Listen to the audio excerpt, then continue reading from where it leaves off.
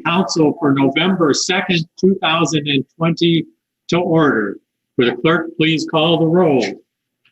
Mrs. Cappellini? Here. Mr. Fry? Here. Mr. Hanem? Here. Mr. McCann? Here. Mr. Richardson? Here. Ms. Stout? Here.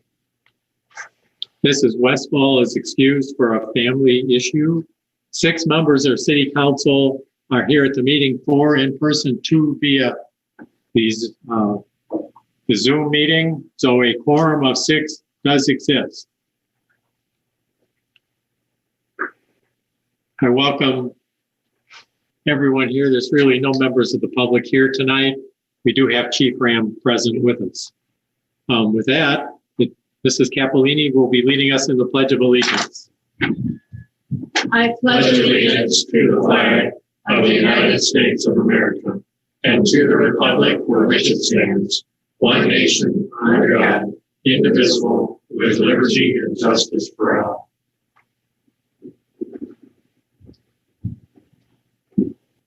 Some additions to the agenda.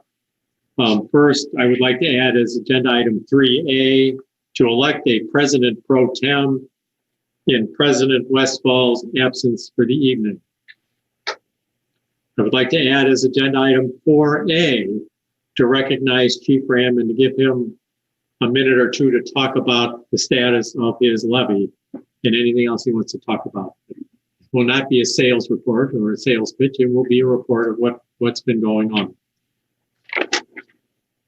I would also like to point out that you had at your spot tonight amended meeting minutes, which we will be approving here pretty quickly.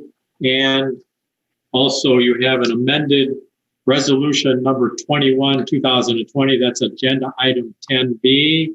That was changed. An error was found in it and is not corrected. Any other additions or changes from members of City Council? Mr. Mayor? Mr. Hanem? It was Mr. Richardson. Mr. Richardson, I'm sorry. All good. I needed to add something about, we have 2 positions on the Board of Zoning Appeals that are expiring. The incumbents are interested in continuing, but we still need to post the open positions. Is that, I'm not sure if that's going to require a motion or how do you want to handle that, but it's something I wanted to discuss tonight. I would like to add that as agenda item 15A under committee referrals, just to see if City Council is confident that those are City Council appointments. In the past, sometimes the committee would choose to have a meeting to interview people. There is also an item in the rules that City Council has established that after 2 terms, you have to open up those seats to somebody else. Why don't we just put it on the agenda and talk about it as 15A? Perfect. Thank you. Any additional items from members of City Council?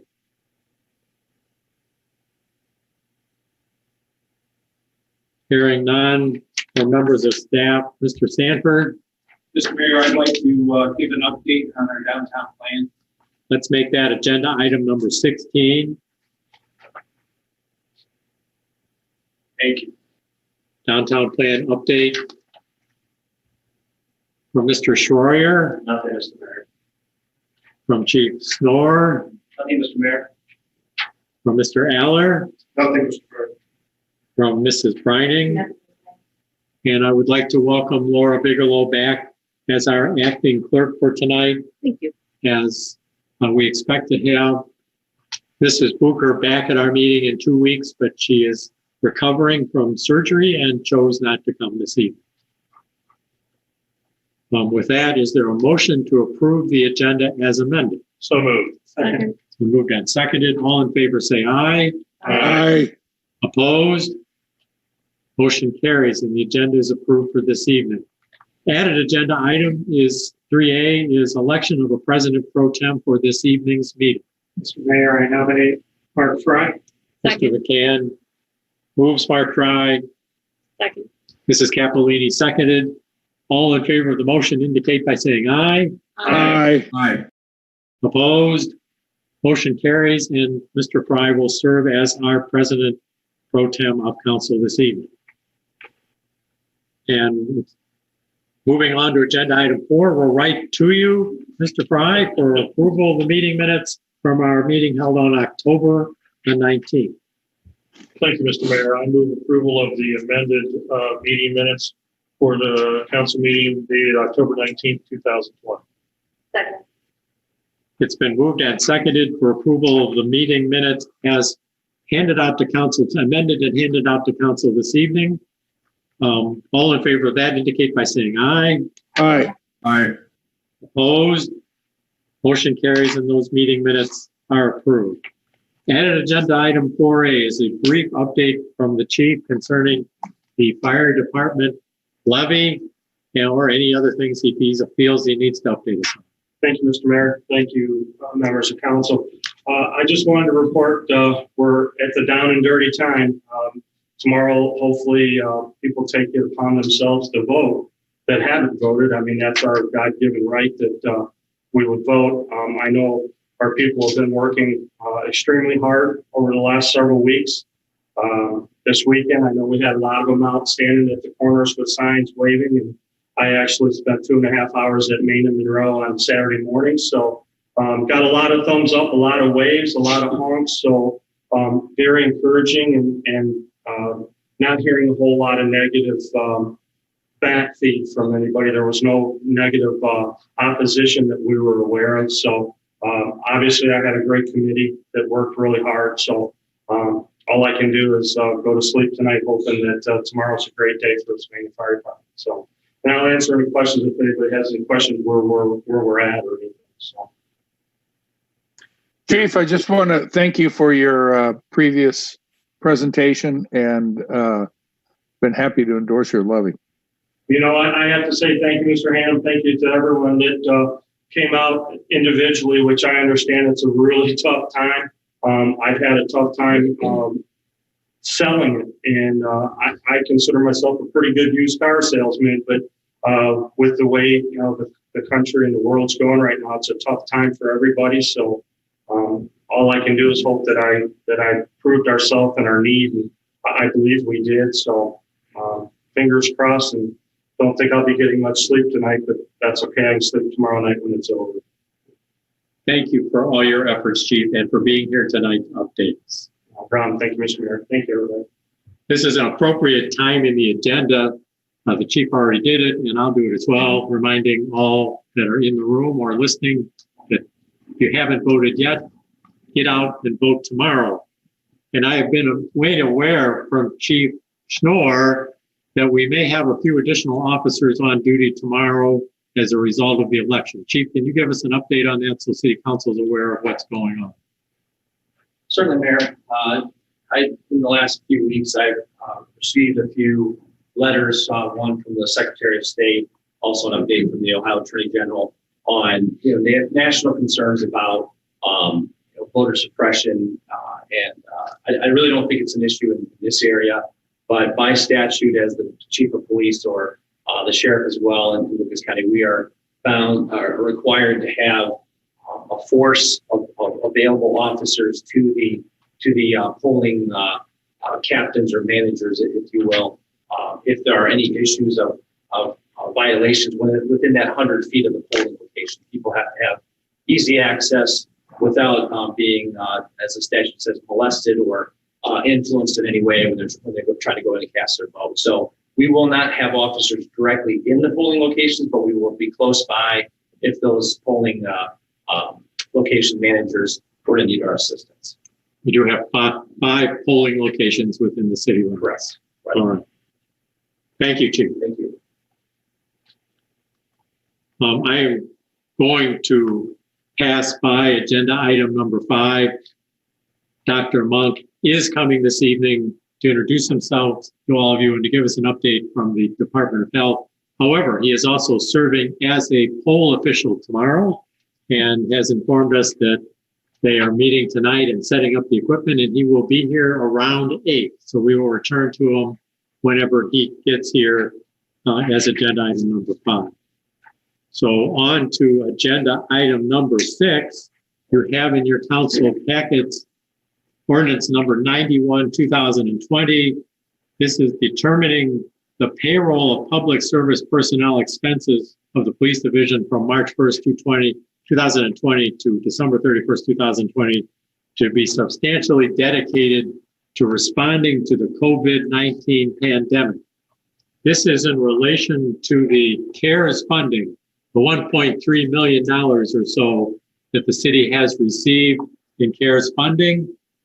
This has come out from the state auditor's office that, correct me if I'm wrong, Leslie, but we learned this on a seminar that we should take this step to designate our safety forces as primarily working for COVID response, so that when we are audited, and we will be audited on these issues, that we have this on the books. Anything further that you or Mr. Schroyer would like to say? Just one thing, the reason that we have to take this additional step, our budget was passed last November or last December. So one of the CARES Act prongs was that it couldn't have been, we couldn't have already allocated money for that. So that's been kind of the struggle between the finance director and I was both struggling with how do we justify this expense because of that prong of the test. And they said that they understand that people, municipalities do pass the budgets in the year prior. So they said that if we pass legislation that the public safety personnel were responding to the COVID-19 pandemic, that would satisfy that requirement. There had been a lot of discussion about this with TMACOG and with the Ohio Municipal League and with others. But when the state auditor's office steps up and says, I'll be the one that's auditing it, and this is what you should do, right. This is obviously what we should do. So with that, we have a lot of history with the auditor, so.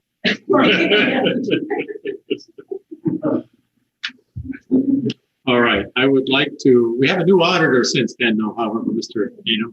Correct. I'm working on the new one. Very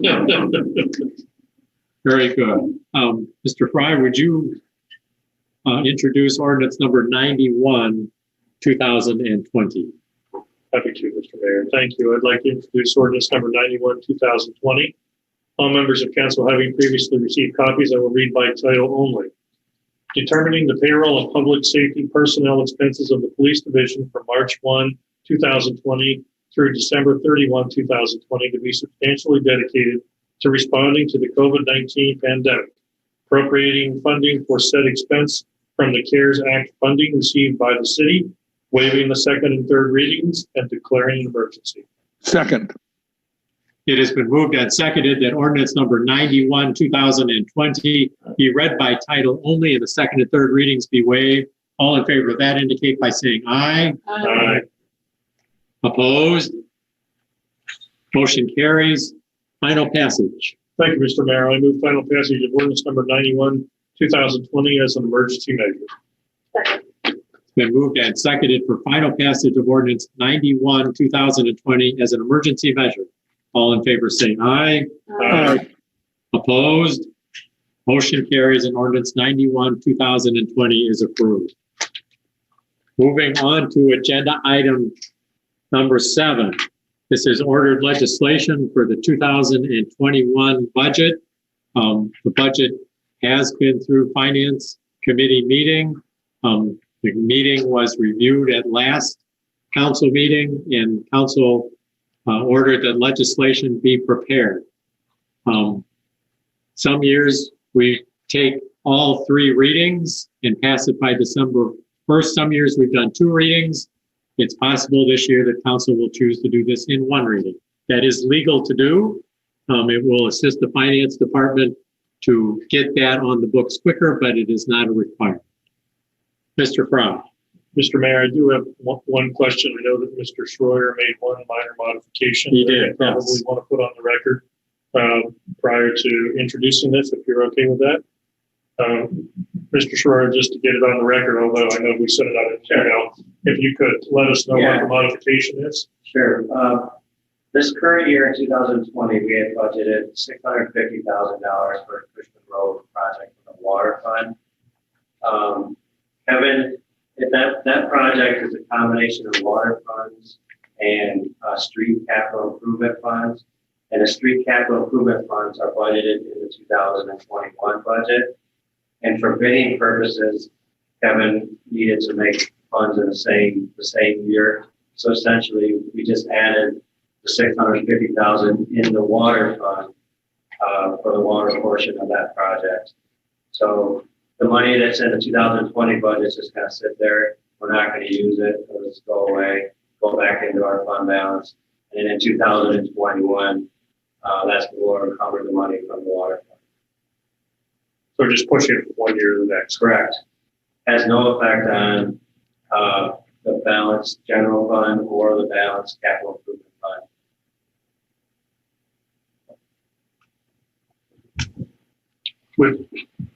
With that, if other members, I would like to move forward with this to help administration out with everything going on, to go through this in one session, in one reading. So I'll make the motion to introduce it that way. If members of council disagree, that's fine. I'd like to introduce ordinance number 92, 2020. All members of council having previously received copies, I will read by title only. To make appropriations for current expenditures and other expenditures of the city of Sylvania, Ohio, for the fiscal year ending December 31, 2021, waiving the second and third readings and declaring an emergency. Second. It's been moved and seconded that ordinance number 92, 2020 be read by title only and the second and third readings be waived. All in favor of that indicate by saying aye. Aye. Opposed? Motion carries. Final passage. Thank you, Mr. Mayor. I move final passage of ordinance number 92, 2020 as an emergency measure. Second. It's been moved and seconded for final passage of ordinance 92, 2020 as an emergency measure. All in favor say aye. Aye. Aye. Opposed? Motion carries and ordinance 92, 2020 is approved. Mr. Mayor, before we move on, Mr. Hayden. yeah, I just want to commend the administration for its work in completing this budget process as early as it has. And I think this council should be proud that we are able to identify and approve a budget this early in the process. When I first came on council, we used to adopt continuing budgets that ran through the first 3 months of the year. And it was only, I'd been on council a couple of years before we changed that policy and moved the budgeting process forward. And I can tell you that when you talk to other communities, the sound fiscal planning that we have largely under the leadership of our mayor and Toby is not standard and is not typical.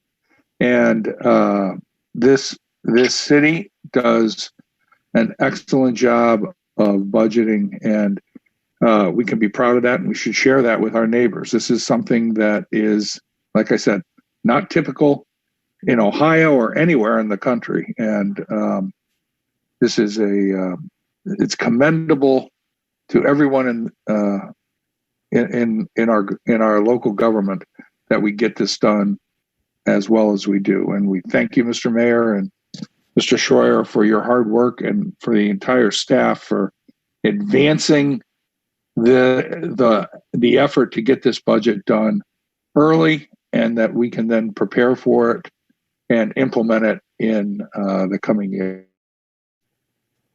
Thank you, Mr. Hayden. We appreciate your comment, and I thank all of City Council for doing your work as well, to review it, to ask your questions, and to get any issues resolved. And of course, my thanks go to Mr. Schroyer for his organizational work, his schedule to get it done, and the department heads for submitting their budgets and reviewing them and working with Mr. Schreier to come up with our balanced budget for this year. So that's good work, and thank you all. Moving on to agenda item 8, Cushman Road improvements. I've heard about that. Mr. Aller. And this is not an easement. There's another easement hanging out there, and we're not ready for it tonight. Then we had actually the owner of the property, Mr. Mayor, dropped the easement off about 5 minutes before the end of the day today. So we will have that easement on the next agenda. But we have them also. So, yes, Cushman Road water line project is we're replacing about 3,900 feet of existing 6-inch cast iron water line that's in Cushman Road. We will be replacing that with 8-inch and some 12-inch water line as part of our water model that we have. We took a look at upsizing that line and see if that provided us some pressure benefits on the east side of town, and it does. And so we're recommending that we increase some portion of that to 12-inch. In addition, a piece on Randall Drive that will enable us. We have some old water line that's in poor shape that's in the Monroe Alexis Acres triangle that with the new interchange project, well, regardless of the interchange project, the water lines in need of replacement. And with the new interchange project, we're kind of shifting that water line to the north a little bit. That way we get out of that interchange work and won't have to be worried about something not aligning properly or having to replace it again. So we're doing all of that with this water line project. So along with that, we are reprofiling the drainage swales. That's been an area that has complained fairly frequently about the stormwater drainage in the area. And so we're making accommodations to be able to better handle that and get the grades back to what they should be. They kind of deteriorated over the years with different people putting in driveways and not really following the proper grades. So we'll get that reestablished. The total project cost for this is for this project with those drainage swales and pavement improvements is $940,000. As Mr. Short indicated just a little bit ago, we plan on covering the cost for the project with $675,000 out of the water fund, and then $265,000 of our capital improvement fund will go towards that project. So those are 2021 funds. We're asking for authorization to advertise. We won't actually bring the award back to you until our first meeting in January. That way we're in the 2021 budget. So, but we do ask for permission to advertise. Any questions for Mr. Aller? I'm going to go to Mr. McCann for this one. Mr. Mayor, thank you. I'd like to make a motion to authorize the advertisement of bids for the Cushman Road improvement. Second. Been moved and seconded to authorize the clerk to advertise for bids for the Cushman Road improvements project. All in favor say aye. Aye. Opposed? Motion carries. Any preliminary schedule for bidding and bringing it back to City Council? It will be, I think we're accepting bids the first week in November, I forget, or December, excuse me. I forget the exact date, but the first week in December we'll accept bids, and then we'll bring it to council at the first meeting in January for award. Construction schedule? We're anticipating that they could potentially begin construction as early as February, weather dependent. It could be late March or April. Very good. Mr. Aller, will those bids be good for 60 days so that if we have any questions, we have time to deal with them? Yes. Thank you. All right, moving to agenda number 9. This is a sanitary sewer easement extension at 4850 King Road. I believe this is an older issue being brought for updating. Mr. Allen. Yes, at the last meeting, we brought an easement to you. That was a long-standing issue back when the water line was actually constructed in the late 80s. The easement never got properly recorded. And since that time, the lot was actually split into two lots. And at the last meeting, we brought the southernmost portion of the split to you for approval. This is the northern portion. This property owner, actually, when we reached out to them, they were having homes, and to their wise use, said city wants you want an easement, we want our sewer problem fixed. We went in, our sewer department really did an excellent job. It was a private property issue, but our crews did a nice job of really identifying the problem. Got the original work back in to some additional work properly, and got the problem fixed for the property. So everything worked out fine. They were cordial. I was trying to get this resolved. So we recommend approval of the easement. Our packet ordinance 93, 2000, item 9B, to accept the sewer easement. Mr. McCain. Mayor, I'd like to introduce ordinance number 93 2020. All members of council having received copies in advance, I'll read by title only. Accepting a permanent sanitary sewer easement from Zachary Brumbaugh and Olivia Kish, dedicating the easement for public purposes, waiving the second and third reading, and declaring an emergency. Second. It has been moved and seconded that ordinance number 93, 2020 be read by title only and the second and third readings be waived. All in favor of that indicate by saying aye. Aye. Aye. Opposed? Motion carries. Final passage. Thank you, Mr. Mayor. I move final passage of ordinance number 93-2020 as an emergency measure. Second. It's been moved and seconded for final passage of ordinance 93, 2020 as an emergency measure. All in favor say aye. Aye. Aye. Opposed? Motion carries and ordinance 93, 2020 is approved. Mr. Al, you're not vacating that position at all.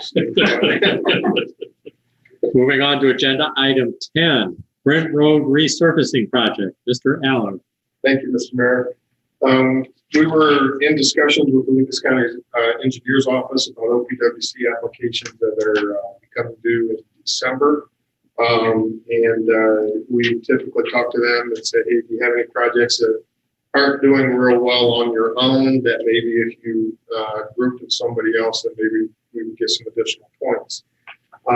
They were at one of the projects that they were looking at was actually resurfacing the portion of Brick Road west of 10 Mile Creek, between Centennial Road and 10 Mile Creek.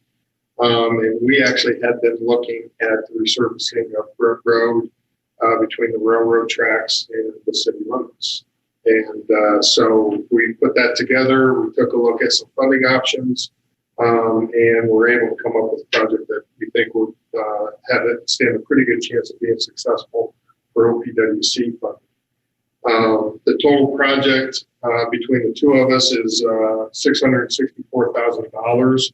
The Lucas County portion is $159,731, and the portion within the city is,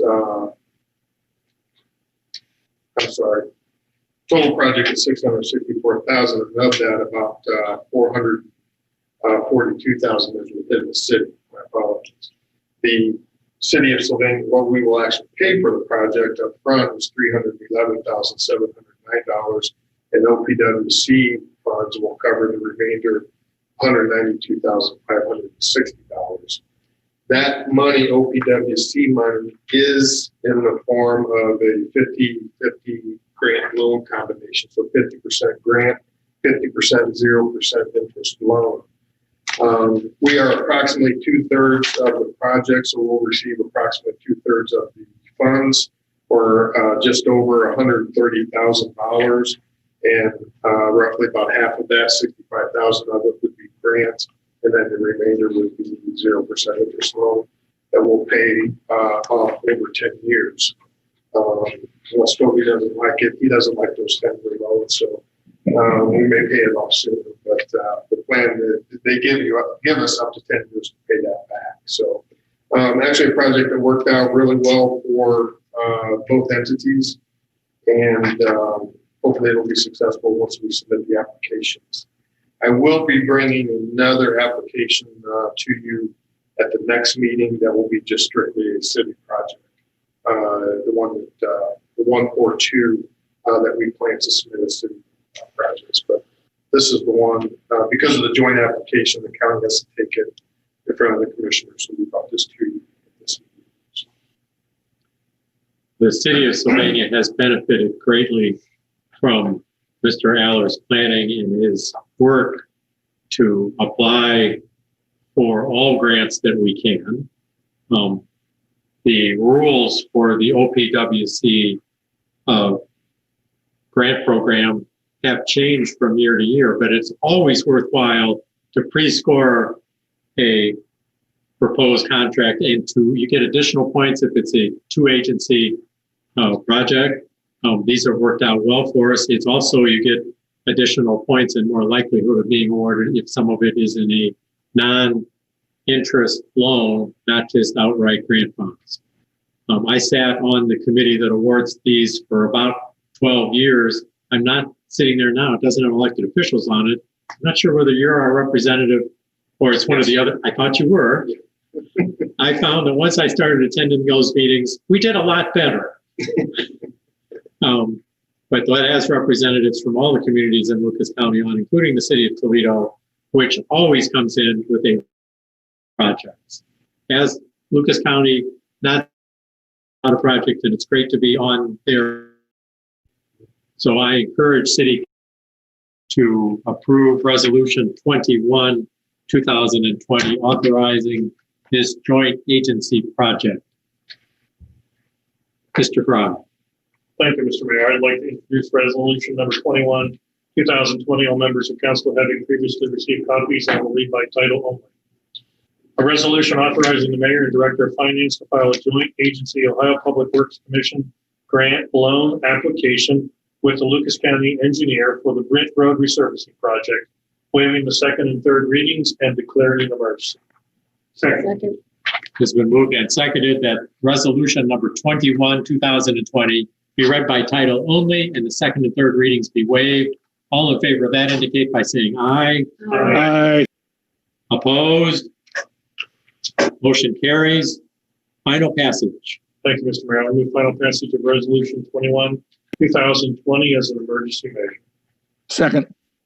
Has been moved and seconded for final passage of resolution 21, 2020 as an emergency measure. All in favor say aye.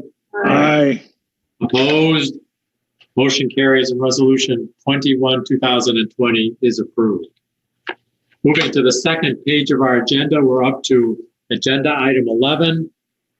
Mr. Aller is still at the podium to talk to us about vehicle purchases, the purchase of 3 different pickup trucks. Mr. Aller. Thank you, Mr. Mayor. Earlier this year, as part of our general fund, or not really general fund, our capital improvement plan, we had included 2 vehicles for the streets department. We were just getting ready to move forward with those purchases when the pandemic hit, and so we pulled those. I held on to those purchase orders so that we could wait and see just what was going to happen.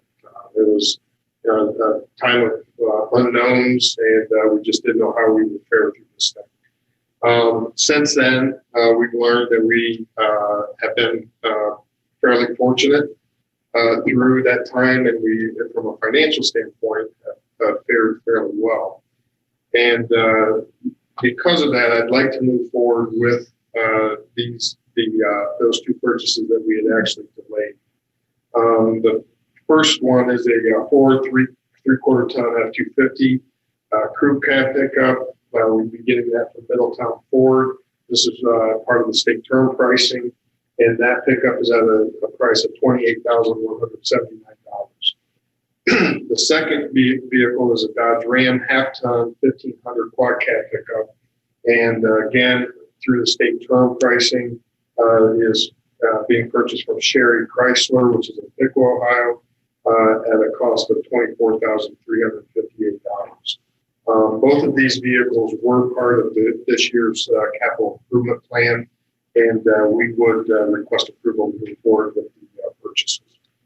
Just to verify, we are going to these different dealerships because they are participating in the state pre-bid program. Correct. Okay. We do have ordinances on these two different pickups because they're with different dealers. We have both ordinances 94 and 95.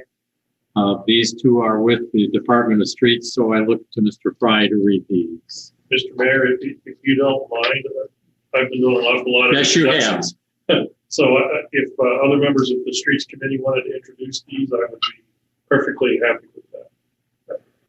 I'm not, I'd have to get out my list to see who that is. You probably already know.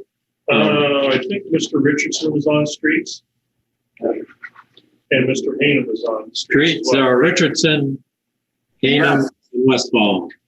So why don't we go to Mr. Richardson for the first one and Mr. Hainham for the second one? I'd be happy to do it. Thank you, Mr. Mayor. I'd like to introduce ordinance number 94, 2020. All members of council having previously received copies in advance, I will read by title only. Authorizing the mayor and director of finance to accept the proposal of Sherry Chrysler for the provision of a new Dodge Ram half-ton quad cab pickup truck for the Division of Streets, Department of Public Service, appropriating $24,358, therefore waiving the second and third readings and declaring an emergency. Second. It has been moved and seconded that ordinance number 94, 2020 may be read by title only and the second and third readings be waived. All in favor of that indicate by saying aye. Aye. Opposed? Motion carries. Final passage. I move final passage of ordinance number 94, 2020. Second. Moved and seconded for final passage of ordinance 94, 2020 as an emergency measure. All in favor say aye. Aye. Opposed? Motion carries and ordinance 94, 2020 is approved. Moving on to the next one, ordinance 95, 2020. Mr. Hainham. Thank you, Mr. Mayor. I move adoption of ordinance number 95-2020. All members of council having previously received copies, I will read by title only. Authorizing the mayor and director of finance to accept the proposal of Middletown Ford for the provision of a new Ford F-250 pickup truck for the Division of Streets, Department of Public Service, appropriating $28,179, therefore waiving the second and third reading and declaring an emergency. Second. It's been moved and seconded that ordinance number 95, 2020 be read by title only and the second and third readings be waived. All in favor of that indicate by saying aye. Aye. Opposed? Motion carries. Final passage. Thank you, Mr. Mayor. I move final passage of ordinance number 95-2020 as an emergency measure. Second. It's been moved and seconded for final passage of ordinance 95, 2020 as an emergency measure. All in favor say aye. Aye. Opposed? Motion carries and ordinance 95, 2020 is approved. Moving on to agenda item 11D. We have a one-ton pickup for the water department. Mr. Allen. Thank you, Mr. Mayor. Yes, as part of the 2020 budget, we had included $35,000 toward the purchase of a pickup truck for the water department. It was in what we call the 701 fund. As we started moving forward, as we had done for the two pickups that you just approved, we reached out to Dave White to see if they might have anything that they would be able to beat or match or beat state term pricing. the dealer is able to do that, then we're able to go through them and bypass the bidding process. They indicated that they didn't have anything 3/4 ton stock, that they would be able to do that. However, they did have a 1 ton pickup that they would like us to consider. We took a look at that pickup. Our water department is actually in favor of moving forward with a 1 ton pickup that will handle the box system that we have a little better, and will provide us with some of the developments that are going on. When you're back in there, it gets pretty muddy and sloppy, and we've had to transport equipment back rather than be able to get it right to the job site. So this will enable them to do those projects a little better. It also has an onboard power generator system, which would be approximately an $800 savings or so. Any other truck, we would have to purchase that separately and mount it.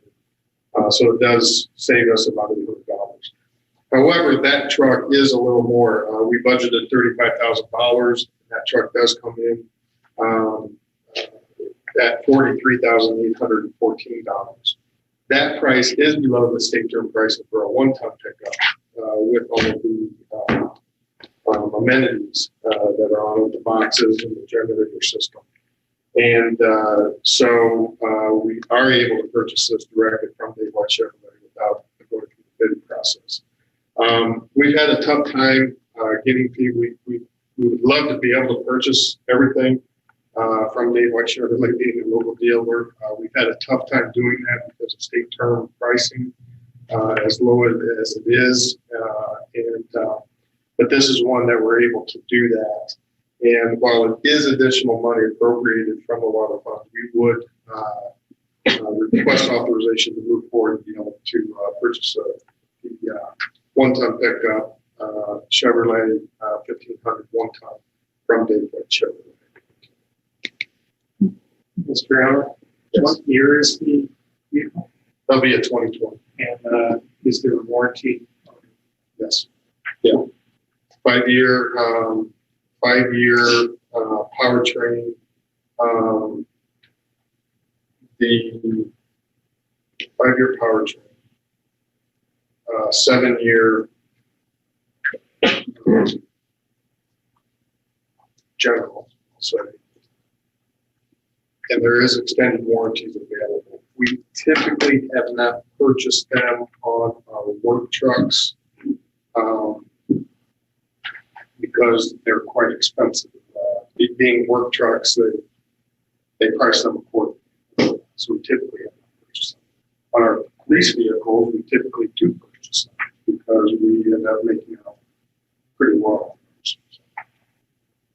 Is there excess funds in the water fund to handle this difference? So where does that?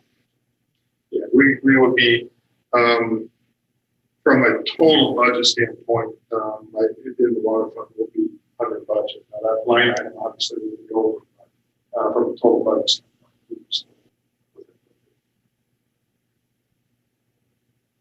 Mr. Allen, I'm curious why Dave White is not able to hit the state term pricing on these others, but they are able to hit it on this one. Is this one that they just had inventory? Somebody ordered it and they didn't use it, or it's just a special circumstance?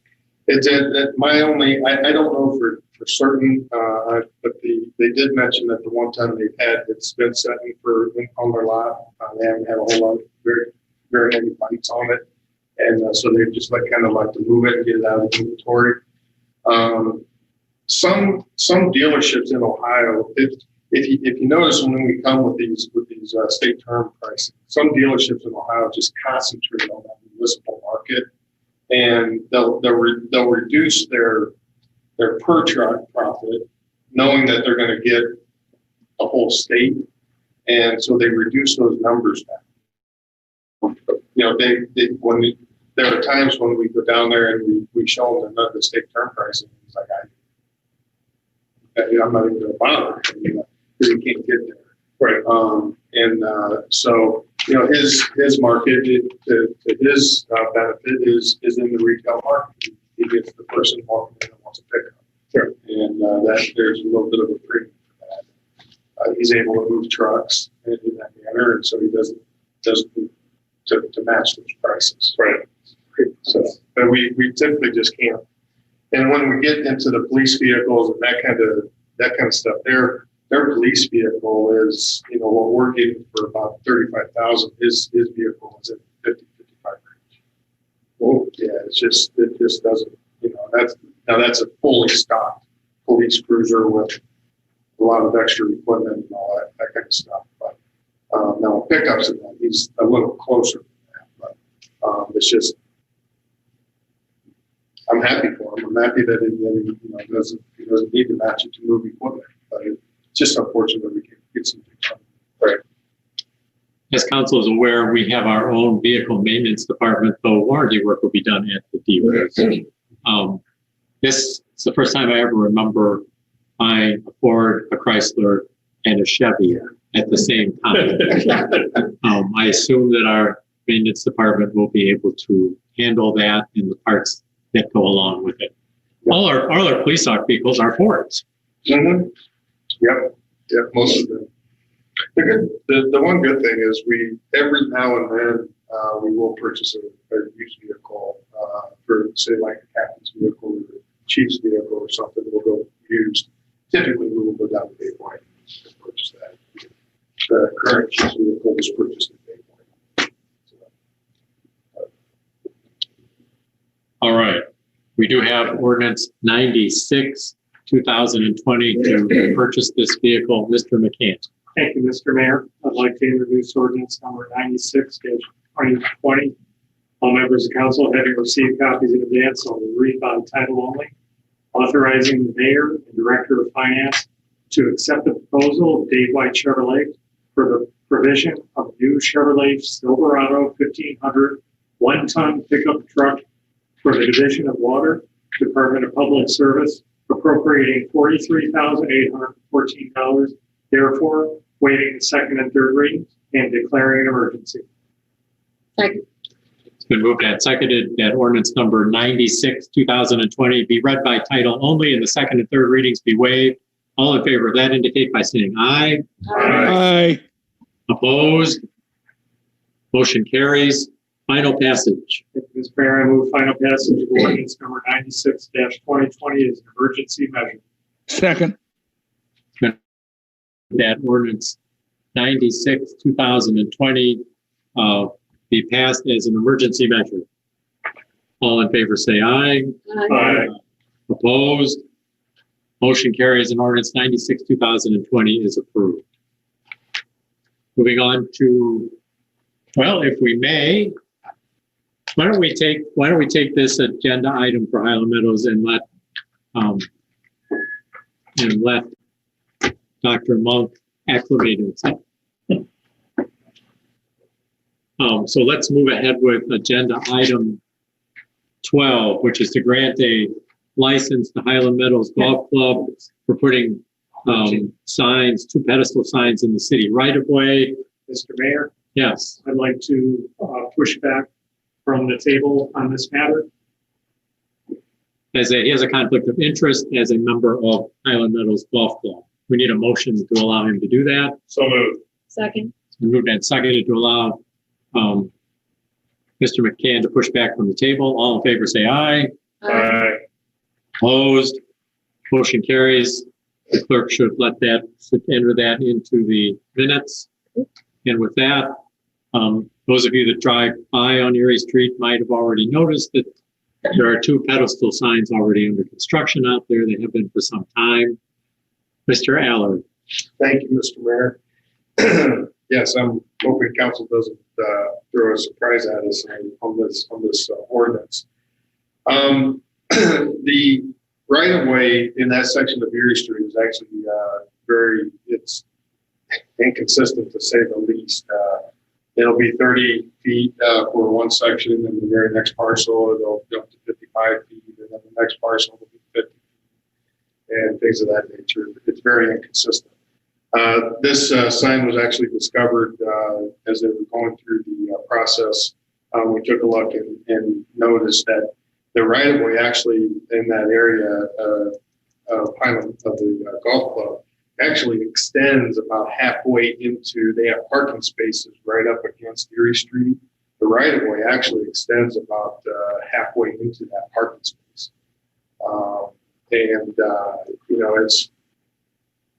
It's just the club probably existed that way from the beginning. But that's how it was actually set up. Probably been several years, but they were, when they built the wall going across the planter and the wall, they came in and they got a license for that. Now we're doing it for the signs, and these signs are being incorporated into that wall. Yes. And it seems appropriate too. Yeah, they're tying into that, and it's going to be an improvement. It'll be a nice thing. No concerns from a standpoint of it being there. It's just a formality that we should go through. We're recommending approval to grant them that license. We have ordinance 97, 2020. Ms. Stein. Thank you, Mr. Mayor. I'd like to introduce ordinance number 97-2020. All members of council having received copies in advance, I will read by title only. Granting a license to Highland Meadows Golf Club to enter a portion of city-owned right of way to install and maintain 2 pedestal signs, authorizing the mayor and director of finance to sign the license agreement, waiving the second and third reading. Second. It's been moved and seconded that ordinance number 97, 2020 be read by title only and the second and third readings be waived. All in favor of that indicate by saying aye. Aye. Opposed? Motion carries. Final passage. I move the final passage of ordinance number 97-2020. Second. It's been moved and seconded for final passage of ordinance 97, 2020 as an emergency measure. All in favor say aye. Aye. Aye. Opposed? Motion carries and ordinance 97, 2020 is approved. I would now like to go back to agenda item 5 and would like to introduce Dr. Richard Monk, who this council approved recently as our new representative to the Toledo-Lucas County Board of Health. I've asked him to come for 2 purposes. One, to introduce himself to you so that you know him by sight and can contact him if you're so inclined, but then also for him to give us an update on COVID-19 and issues as they relate to the Department of Health. Please come up to the podium, Dr. Monk, and thank you. Thank you, Mr. Mayor. I appreciate being here. Ladies and gentlemen, members of Sylvania City Council, I just want to let you know that I think that I consider it a privilege and an honor to serve as the City of Sylvania's representative to the Toledo-Lucas County Board of Health. I've been in the healthcare industry since 1957, and although I recently got fired by ProMedica, I still am interested in the health and well-being of our... Probably not fired. Aged out, shall we say. But I accept this appointment with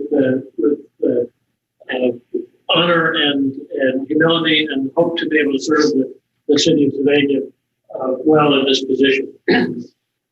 We are fortunate to have you, Doctor. We've had some very good representatives in the past, and you fit right into that mold. So thank you, sir. Thank you for volunteering your time, especially at these difficult times. Oh yeah, and if anybody thinks that COVID-19 is a myth, they're wrong.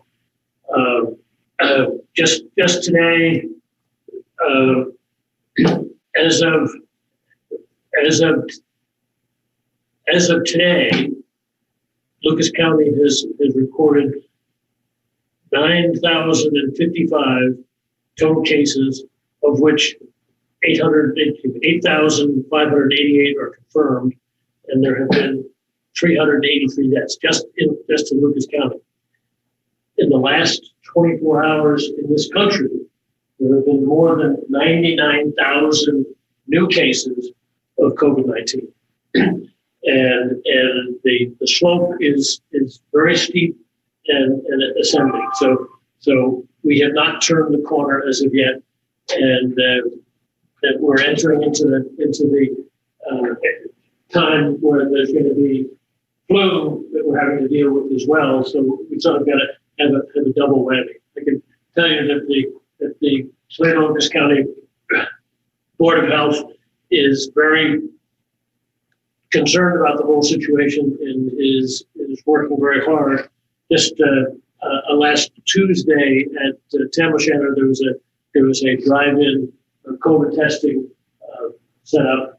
They had, I think, 359 people that tested, and then a couple of days later there was another drive-in session in Perrysburg. So I can tell you that Dr. Eric is very much engaged in making sure that Toledo and Lucas County are doing everything that can be done to try to mitigate things.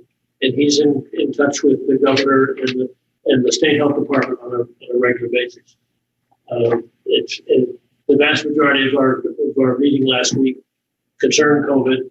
There are other things on the docket that we've got dealt with, but COVID certainly is taking everybody's attention. And the vast majority of the staff at the health department are engaged in COVID screening and case tracking. So I'll be glad to entertain any questions that you may have. I will try to get a report to the council on a fairly regular basis. While Councilor comes up with their questions, I do get an update from Lucas County weekly. We have a weekly mayor's conference call about COVID. And early in the pandemic, I asked how Sylvania was doing. And they could not break down the city of Sylvania for me. That was too small. But they did produce this, which is a zip code breakdown for all the zip codes in Lucas County. And 43560 is a very large zip code. There's a lot of residents. And all along, we have been in the top 4 or 5 zip codes for the number of cases. And that's reflected by the fact that we're such a large zip code. However, last week, the report that was sent to me put us at the top. You can see that one line is going farther across. That is 43560. And at the time I was informed that we would have the pop-up COVID drive-through testing center at Pace Center Park because of the high numbers in Sylvania, in the 43560 zip code. And later they informed me, I did not have a chance to object to it, and we got no complaints. That pop-up testing center was changed to Tam O'Shanter. Now, I don't know if there are the exact reasons why, but I was led to believe it was because Tam O'Shanter and the hockey teams and fans that go there, it's an indoor sport, have been showing many cases as well. I was concerned that it was in a neighborhood and the neighbors might get upset or it might block traffic. I drove by a couple times during the day. I saw no issues, no problems.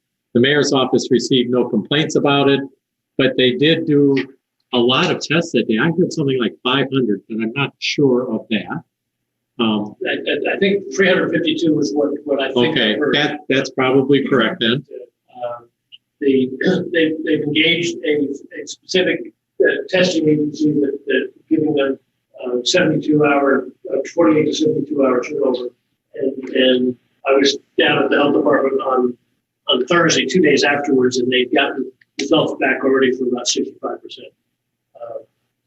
I think one of the reasons logistically they could use the building as for staying warm and for their staff to take a break. And lots of vacant asphalt paving behind the building. They did this in the northwest corner in the big parking lot out behind.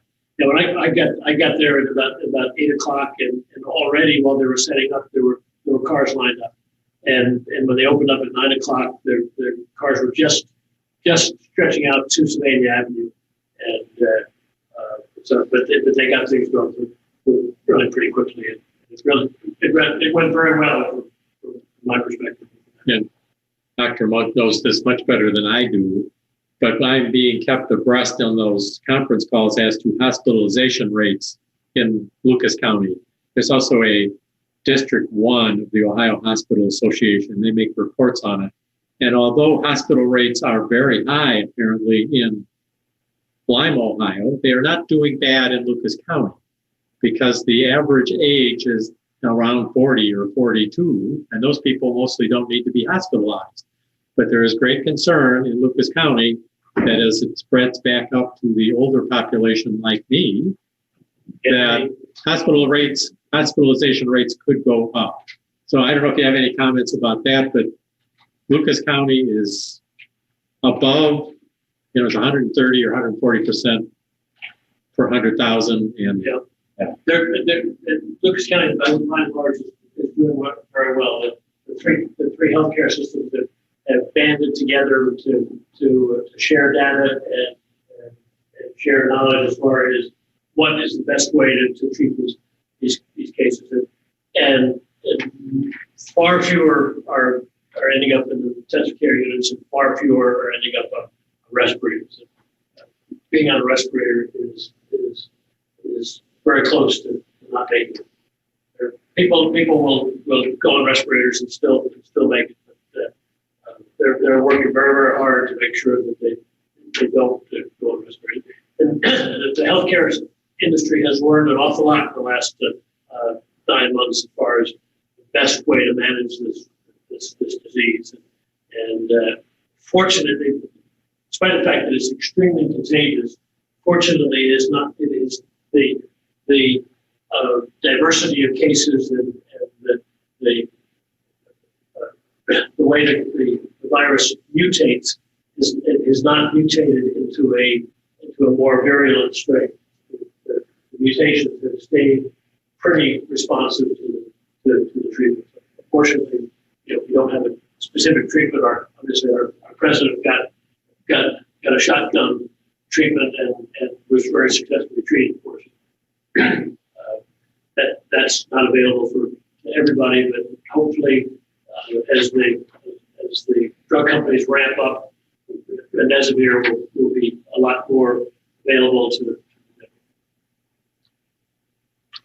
Mr. Fry. Mr. Mayor, if I may, I just wanted to echo your comments about thank you very much, Dr. Monk, for your continued service. And in my particular case, my daughter was actually one of your patients many years ago.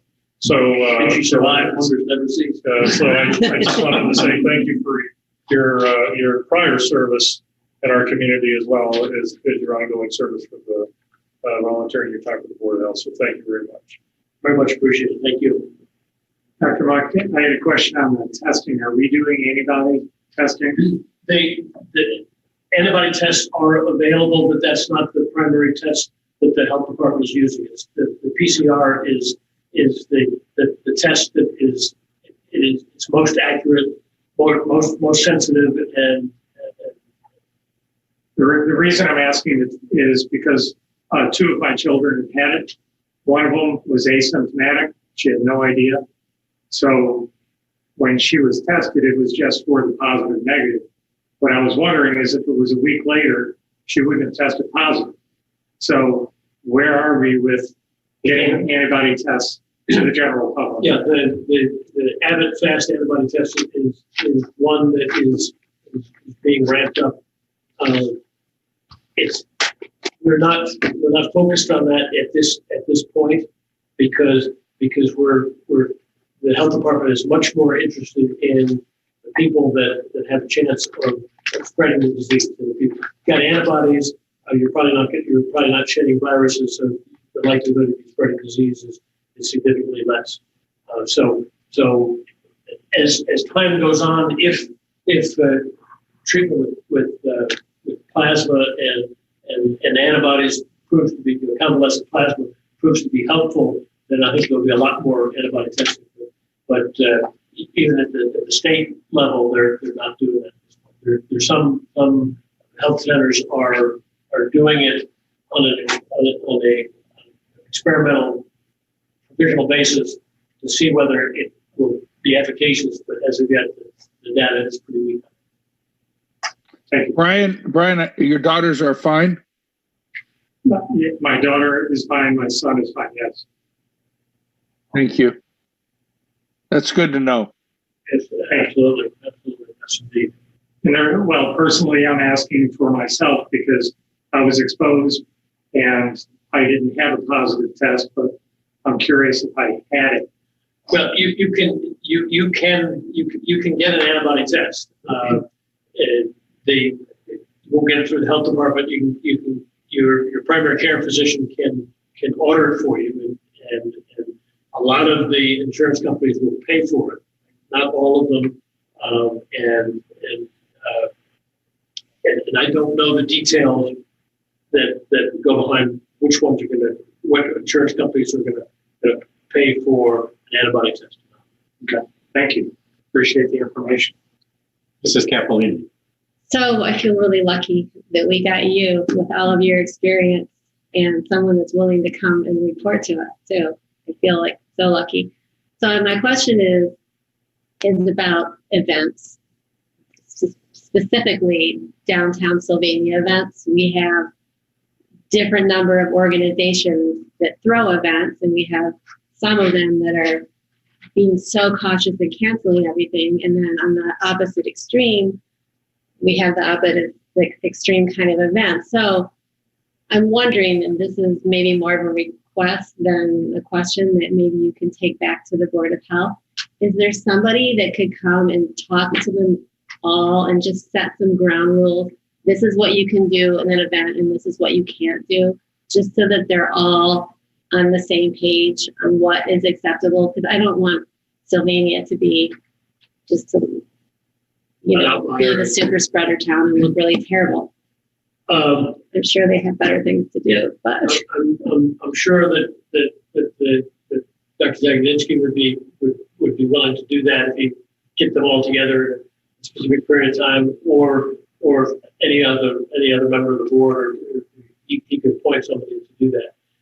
There certainly are very well-defined guidelines, and obviously mask wearing and the social distancing of 6 feet is really a bare minimum, and keeping your hands away from your face and your eyes, and frequent hand washing, and everybody's heard it sort of ad nauseum.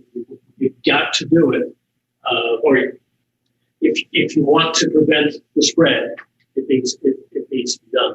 There's no doubt about it. Do masks totally prevent spread? Absolutely not.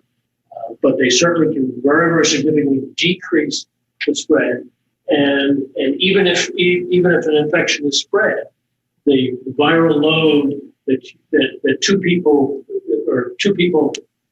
socially distanced with masks on, the viral load that may be spread from one to another if one is infectious is going to be significantly lower if everybody has got significantly decent masks.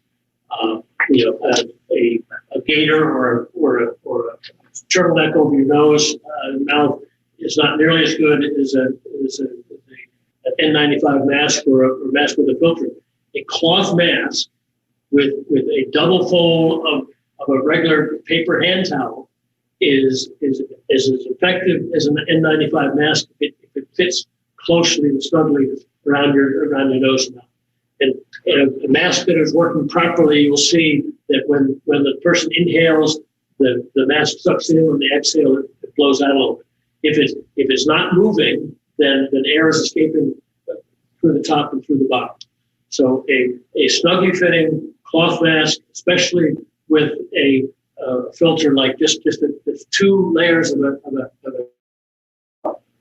is a very effective filter, and will filter out about 85-87% of the viral load.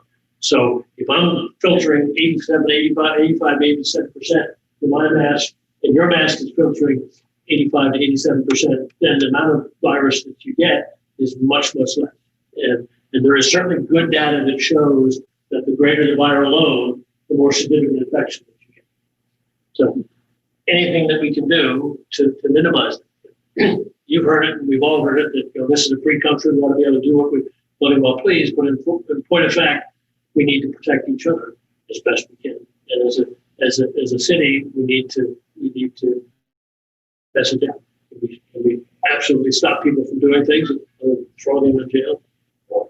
But the message is clear, and certainly, if Dr. Zagadinsky would like me to do it, I would be glad to let people know and meet with the people. But I think we ought to go through Dr. Eric. Okay. Thank you. We'd be glad to do it. I have a question for you. You mentioned how cases of the flu are on the rise as well. Are there any alterations or updates to the recommended testing or quarantining to adapt to the? I'm just wondering if that's affecting any of the recommendations coming from when to. A lot of health experts feel that this flu season may well be significantly less than previous flu season because people are wearing masks, more people are wearing masks. So, but there has not been any alteration. The plea, and it really is a treatment for everybody to get a flu vaccination.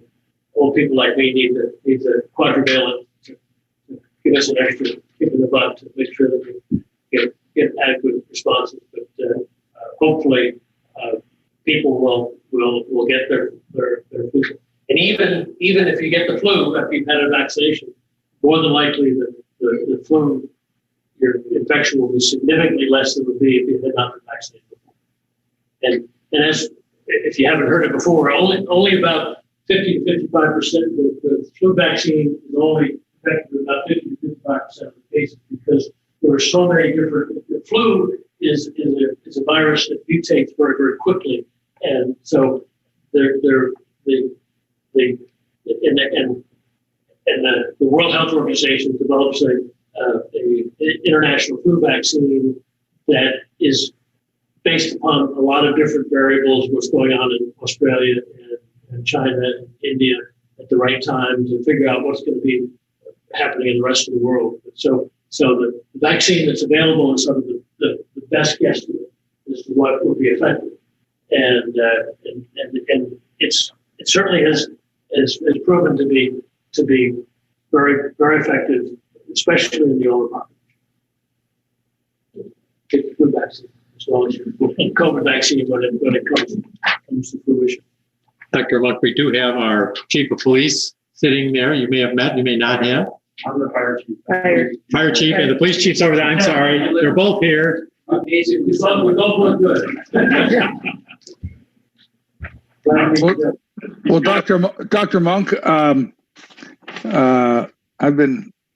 I've been hiding for people since March, and I got my flu vaccine. And what I'd really love to talk to you about is the difference in the SEC rules versus the Big Ten rules, and we can play football. But we'll do that offline.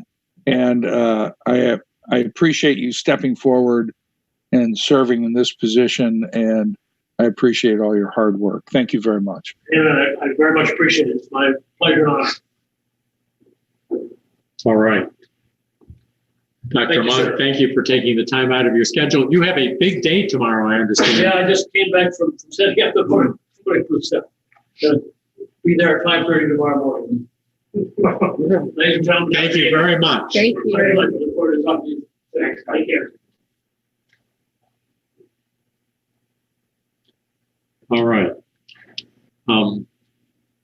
Let's return to our agenda. We need the minutes to reflect that Mr. McCann is rejoining us at the table for the next agenda item. The next agenda item is the approval of 2 police department vehicles to be offered for auction on govdeals.com. Chief, you want to describe those vehicles? Certainly. So the 2 vehicles, one is I believe a 2004 Ford Explorer. You probably don't have the ordinance in my hand, but it was one of our, was a community affairs vehicle, was I believe bought as a used car. May have been new. It's been a number of years since we obtained that vehicle, but it was the sergeant's vehicle for our community affairs office. And several years ago, probably 12 years ago, it was transferred over to our volunteer program and has served as a patrol vehicle for the volunteers. I don't think the mileage is extremely high. It probably has in the 60 to 70,000 mile range. However, all of our vehicles are inspected every year by vehicle maintenance, Any cars that start to have exhaust intrusions in the cab are red tagged and no longer be used. That vehicle is sitting outside for 16 years, so it's starting to deteriorate to the point it's not safe to have idling in stationary positions. And those cars are used for special events, and they can't be subject to that exhaust intrusion. So that's one reason. And that vehicle is not slated to be replaced. Both of these vehicles are going to be removed from the fleet and not replaced. We're trying to assess the costs of the vehicle, the needs of the vehicles that we have, and trying to use more cars for multi-purpose. So that vehicle will be removed from the fleet. The other vehicle is a Chevy Astro van. It's significantly older, like in 2000 or maybe even 2002. You haven't made Astros for a long time. Right, they haven't made them for a long time. That vehicle was initially purchased as an evidence processing van. It was at the time we were obtaining a lot of forensic equipment from the police department. We still have a lot of that equipment. We thought it would be used in the field and needed to be out and immediately available. And the tempo of our investigations and the type of our investigations, fortunately, we haven't had that many serious person crimes where you're going to bring out all that equipment. We have that equipment, but we don't have to have it available in the field. So probably 10 years ago was converted over to an SRT van, and it held chemical munitions and other things that had to be readily available, and also in a climate-controlled environment. That van was kept inside our garage. Many of our operations now with the SRT have been shifted over to Sylvania Township. They have since bought a new van that they keep all that stuff in. So our joint operations with the township has basically replaced the need for that particular vehicle. And it's very old. So again, we're just looking to offload those vehicles, and they would not be replaced in our fleet. Chief, you mentioned the exhaust on the 04 Explorer. Do we have an issue or a liability concern associated with selling this? I'm assuming we're selling this thing as is. It'd be auctioned, yes. That's correct. Okay, so we don't have any liability questions in that regard. Because whenever I hear exhaust, I get nervous. Yeah, it's included as the information is included. Great, thank you. Thank you, Chief. Thank you. We do need authorization to put these up on govdeals.com. Mr. Fry. Thank you, Mr. Mayor. I'd like to make a motion that we place the 2002 Chevy Astro minivan and the 2004 Ford Explorer as recommended from Mr. Eiler on GovDeals for bidding and disposal. Second. Been moved and seconded to place those two police vehicles on govdeals.com. All in favor say aye. Aye. Opposed? Motion carries. Moving on to item 14 on the agenda, committee reports. Safety Committee meeting held this evening at 6:30 p.m. Brief report, Mr. Brown. Thank you, Mr. Mayor. Meeting was called to order at 6:30. Members of the committee in attendance are myself, Mr. McCann, Ms. Stow, Mrs. Westfall was excused, Mr. Ham, Mrs. Capolini, Mr. Richardson. From council were also in attendance, as were administrative Mayor Stow, Mr. Aller, Chief Schnorr, Mrs. Brining, Mr. Sanford, Ms. Bigelow, and Mr. Silverdale.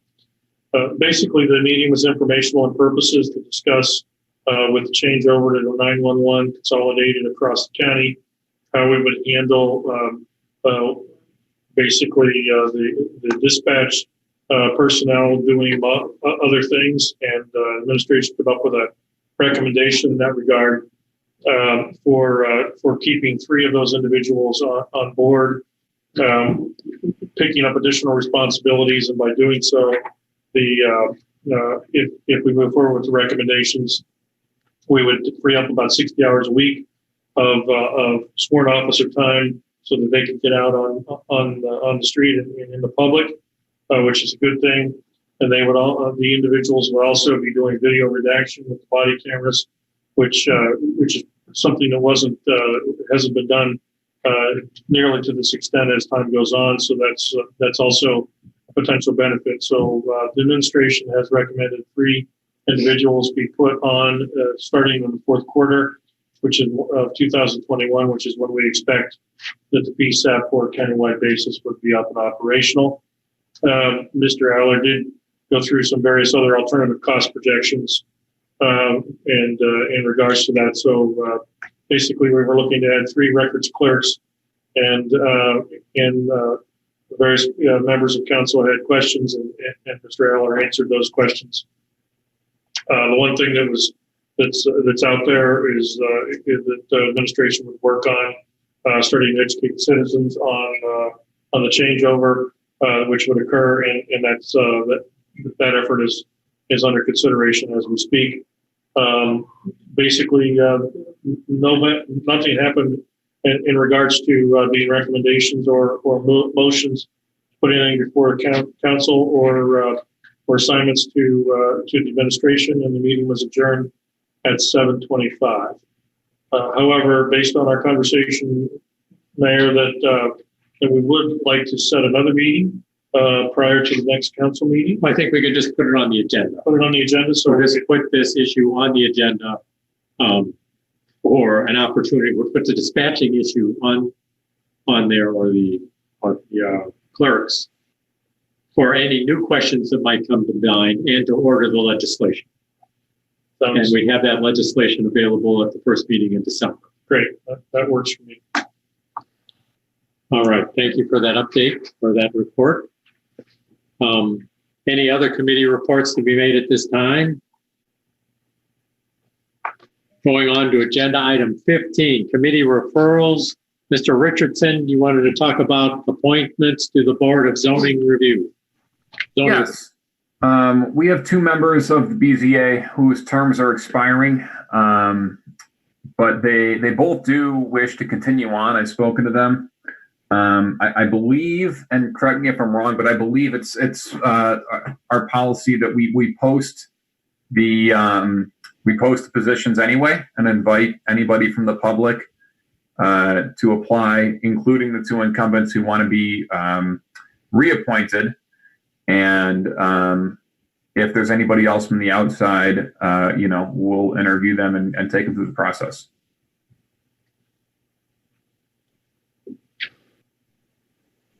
Patrick, have they been on 1 term or 2 terms?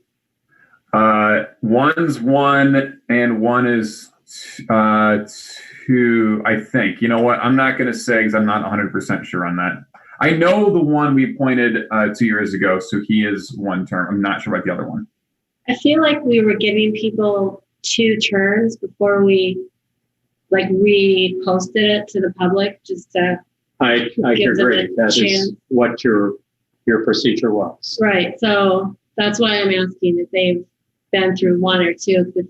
If they've only both been through 1, then I think we should just, let them continue on to their next term if they both want to. Yeah, and I'm all for reappointing them. I that's totally fine. My only thing with that is I think when we post these things, it can sometimes bring other people out of the woodworks that could possibly be, potential people for other committees or other things that we need. And once we get their, contact info or something, it helps in the future. That's my only thinking. I don't have a strong feeling about it one way or the other. If we don't want to post it, no big deal, and they'll continue. I think it's likely they'll continue on regardless of what we do. So it's just what do we want to do about posting the position? I think we ought to follow our existing policy. And to the extent we appointed somebody 2 years ago, Okay. Let them renew. That's fair. I wasn't sure if that was a written policy or if that was like a precedent that had just been set. That I wasn't sure about. So that's what I wanted to discuss it tonight. It was a policy that Mark Lutke implemented that I think was wise. Great. So if we're not going to post the vacancies and reappoint the members, is that something we need a committee meeting for? Do we need to talk to them again, or can this just procedurally get put through? Well, I'd like to know. I know one is at least 2 years, I'd like to make sure. I'll find that out for sure. Let's confirm that, and then we'll act accordingly. Sounds good. I'll follow up on that info and send it out in an email. All right, thank you.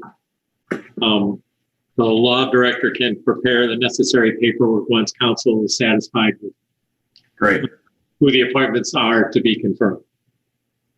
Mr. Mayor, Mr. Hingham wants to follow the policy of reappointment. Is that what he said? Right, and if Okay. they've been there for 2 terms or less, for less than 2 terms, we can just go ahead and do it. Right. And if they've been there, if they've completed 2 terms, then we would go ahead and post it. Thank you. I couldn't hear. So Perfect. Thanks. I'm sorry, Laura. I was just being, note that is an old-fashioned stick in the mud. I just wanted to make sure. All right, any additional items for committee referrals at this time? If not, we'll move on to added agenda item 16, a downtown plan update. Mr. Sanford. Thank you, Mr. Mayor. I talked to Michelle Johnson. I just wanted to give everyone an update that environmental design continues to work on our project on our site planning and analysis, and they will have something for our review after Thanksgiving, the week after Thanksgiving. And then once we review it, then we'll discuss when we'll have the public meeting that it'll be released. But we'll see it first and have interaction with the folks from environmental design. For the review. Yes. Okay. So look for the end of the month, this month. Okay. Bill, could you, I had to miss our downtown plan meeting, the last one. Could you ask Chuck if he recorded that Zoom meeting? I'm not sure if it was, but I'll double check that. But if it was, I'd love to see it. If it wasn't, that's fine. Okay. Doesn't Michelle send out the audio? I think she did, but I want to double check that. We'll check that and get back to you. Chuck can shoot me an email. Thanks. And the hard copies we can get to you. Yeah, I think I have all the documents. It'd be interesting. I'm pretty sure if he does the audio transcript that I can get it to him. Good. Oh, that's far too much work to read that thing. So Is that the public? I'll double check. I didn't hear Doug. Yeah, the one that we had, like the survey that was built into it. There is a video of that, because I know I got a link to the video. Yeah, I was talking about the one where we I had think I was talking about the one. You went for that one. The committee, city council only one, the most City recent council. meeting. Okay. With pizza. We might not have that. Right.